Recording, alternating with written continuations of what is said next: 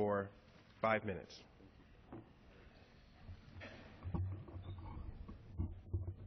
Thank you, Mr. Speaker.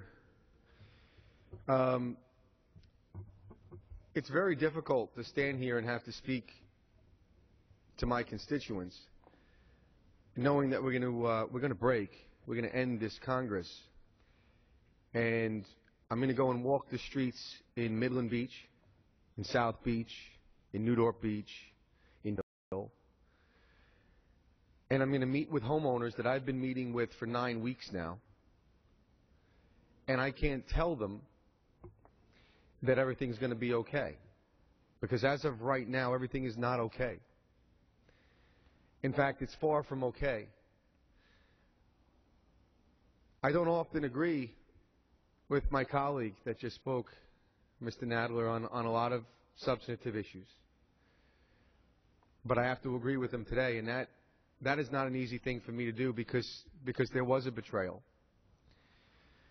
And there was an error in judgment that is going to cost, I think, the trust of the American people, not for me individually, not necessarily even for the members individually here today. Forward. I couldn't be more proud to be an American. You know, I used to tease people that I bleed red, white, and blue.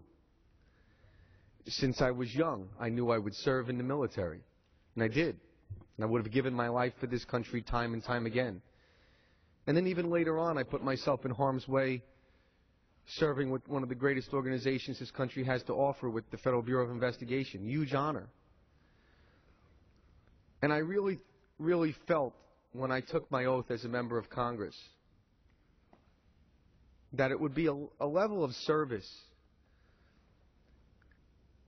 that would even outweigh my prior service, because I was going to be in a position to help my fellow Americans every way that I could, and to actually go out and touch my friends, neighbors, even those that didn't support me or had different political ideologies. I was going to be able to use the work ethic that I inherited from my father to make their life a little better. That's why I took this job, to make people's lives a little better, to make life in the United States a little better. And I'm not able to do that today. And I don't understand why. And I think it's inexcusable that we did not have this vote and bring those that are suffering, those men and women that are looking at their children right now and they're not sure what to tell them because they've lost their small business, their only source of income. And why is that important? Well, because the SBA and the FEMA and all the government officials that hit the ground when Superstorm Sandy hit explained that if you didn't get money into the hands of these small businesses almost immediately, then most likely they would go under. If you don't start rebuilding right away, people start to become depressed and they lose hope. Let's not even discuss the economic impact.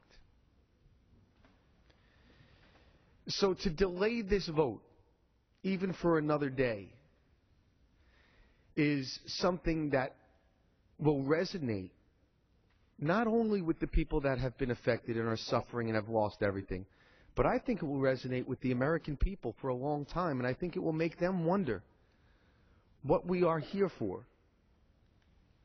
And what is the role of the federal government? What is the role of the Congress?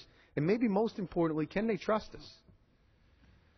So it is with a heartfelt apology that I apologize to my constituents, to my fellow New Yorkers in need, those in New Jersey, Connecticut, and Pennsylvania. I did all that I could. I will not stop. I will not relent, and I will continue to push for this vote to come as quickly as possible. But there is no rhyme or reason, and it is inexcusable that it has not come already.